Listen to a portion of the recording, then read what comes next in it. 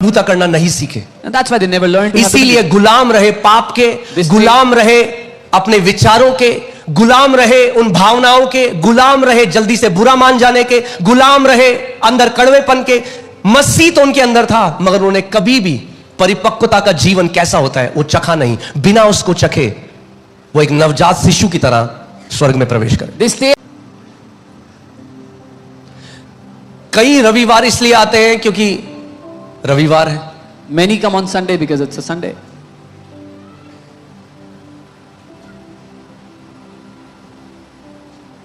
आप कुछ सोचो कितने परसेंटेज विश्वासी आ रहे हैं आत्मिक रीति। कोई पूछे आप कलीसिया क्यों आए हो, कितने परसेंटेज होंगे जो कहते हैं मैं आत्मिक रीति से बढ़ना चाहता हूं, परिपक्व रहना चाहता हूं, बालक नहीं रहना चाहता जिंदगी भर, क्योंकि जो विरासत मेरी है, जिन चीजों का स्वामी परमेश्वर ने मुझे ठहराया है, उन चीजों में मैं चलना चाहता हूं। How many people when they come to church, they will say, I come to church because I don't want to stay a child. The Lord has made me a master of all things and I want to grow in the inheritance He has given to me. Amen.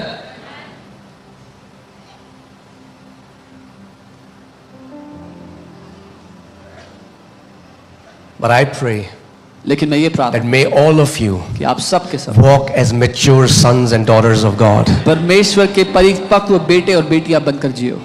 Do you believe it? मानते हो? Can I hear your loud amen? आपका आमेन सुन सकता हूं। You can be seated. आप बैठ सकते हैं।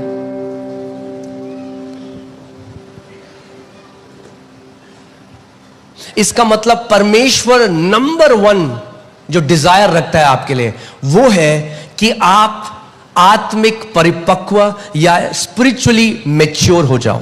The number one desire that God has for you is that you will be spiritually matured. As long as he is a child, जितनी देर तक वो बच्चा है, he is no different than a slave. वो एक दास से अलग नहीं है। बाइबल क्या कह रही है? इसका मतलब कि अगर आप जिंदगी भर एक बच्चे रहोगे परमेश्वर के राज्य में, तो जिंदगी भर एक दास की तरह जीवन जियोगे, कभी भी प्रभुता नहीं कर पाओगे। The Bible is saying as long as you will remain a child, you will live like a slave. Even though you are in the kingdom, you will never have dominion. Even though he is the master of all things, हालांकि वो सब बातों के ऊपर स्वामी है, even though he is called to rule and reign with his father, हालांकि वो अपने पिता के साथ राज्य प्रभुता करने के but लिए, as long as the heir, that means the son or a daughter, remains a babe, he is no different than a slave. लेकिन जब तक वो वारिस जो बेटा है वो बच्चा बना रहे, वो किसी दास से अलग नहीं है। आप जानते हैं कई ऐसे मसीह हैं जो नवजात शिशु की तरह पैदा हुए राज्य में, और मरने तक वो नवजात शिशु ही रहे। You know, there are some believers who were born as a little babe and they died. Till the time they died, they were a little babe. और इसीलिए प्रभुता करना नहीं सीखे। And that's why they never learned to have इसीलिए गुलाम रहे पाप के, गुलाम रहे अपने विचारों के, गुलाम रहे उन भावनाओं के, गुलाम रहे जल्दी से बुरा मान जाने के, गुलाम रहे अंदर कड़वेपन के। मसीह तो उनके अंदर था, मगर उन्होंने कभी भी परिपक्वता का जीवन कैसा होता है वो चखा नहीं। बिना उसको चखे वो एक नवजात शिशु की तरह स्वर्ग में प्रवेश करे। They stayed as a child, and that's why they stayed as a slave to sin, to offense, to keeping bitterness in their hearts, to being easily offended. Until their last breath, they remained a child and never experienced till their last breath what it means to be an heir of God. Never had dominion.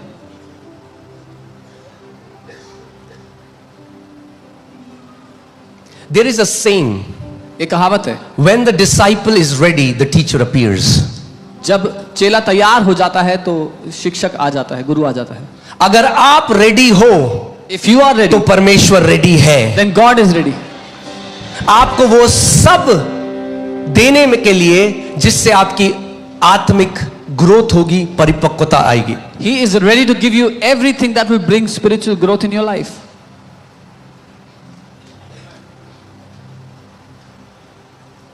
Amen? मैं आपसे भी आज साल का शुरुआत है, मैं कहता हूं अगर इस कलीसिया में आकर आप वचन में नहीं बढ़ते, आत्मिक उन्नति नहीं करते, तो आपको नहीं आना चाहिए यहां पे। वहां जाना चाहिए जहां आपकी आत्मिक उन्नति होती है। At the beginning of this year, I want to tell you, if you are coming to this church and you don't grow spiritually, you don't increase spiritually, you should not come here. Go to a place where you spiritually can grow. हम कलीसिया इसलिए नहीं जाते जो हमारे घर के पास है, We don't go to church because it's close to our house, जहां हम कंफर्टेबल फील करते हैं। where we feel comfortable. Growth comfort में कभी नहीं होती। You can never grow in comfort.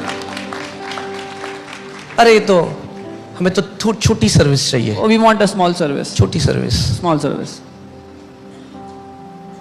Tick box करने के लिए हम कलीसिया नहीं जाते। We don't go to church to tick in a box. आत्मिक परिपक्व होने के लिए, मैच्योर होने के लिए हम कलीसिया जाते हैं, ताकि जो विरासत मेरे बाप ने मेरे लिए रखी है, मैं पूरी रीति में उस पे चलना शुरू कर दूं, इससे पहले कि आखिरी सांस इस पृथ्वी पे लूं। We go to church so we can be matured, so that the inheritance God has given to us, we will walk in it, every bit of it till our last breath.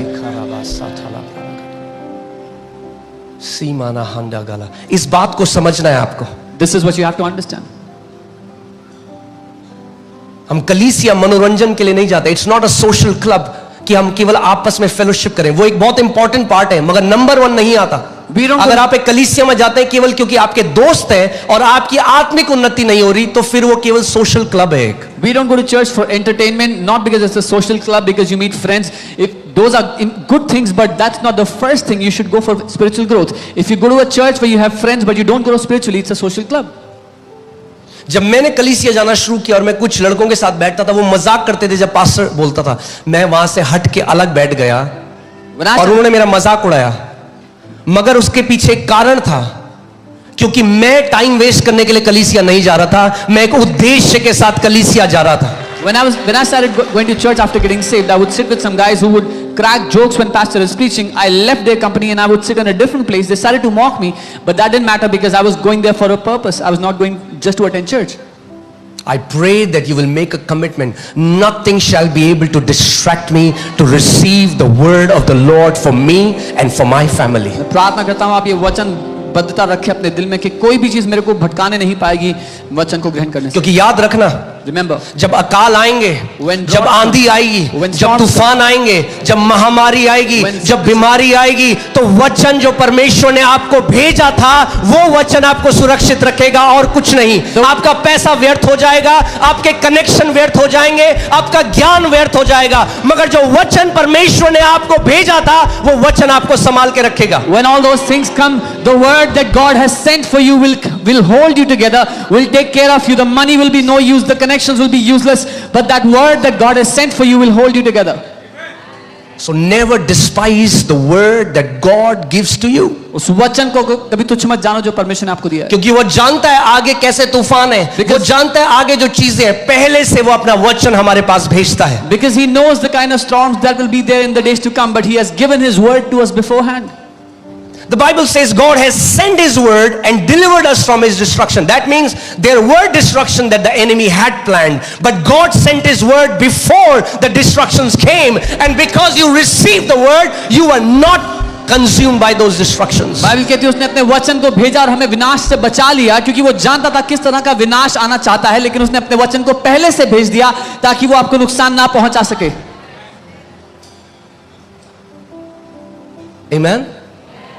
आपको ये commitment करना हो, हाँ कलीसिया का समय खत्म हो गया, बाहर जाओ, बातें करो, मजे करो, जो करना है वो करो, मगर जब वचन भेजा जाता है तो आपको एक कमिटमेंट करना है कि प्रभु मैं वो अच्छी भूमि हूं 2026 में, कि जब तू मेरे हृदय को देखता है स्वर्ग से, तो तू कहता है ये बीज एक अच्छी भूमि पे गिर रहे हैं। After the church is over, go out, meet friends, have a good time, but when it's the time for the word, then when God is sending his word, be like that good ground that is ready to receive that word.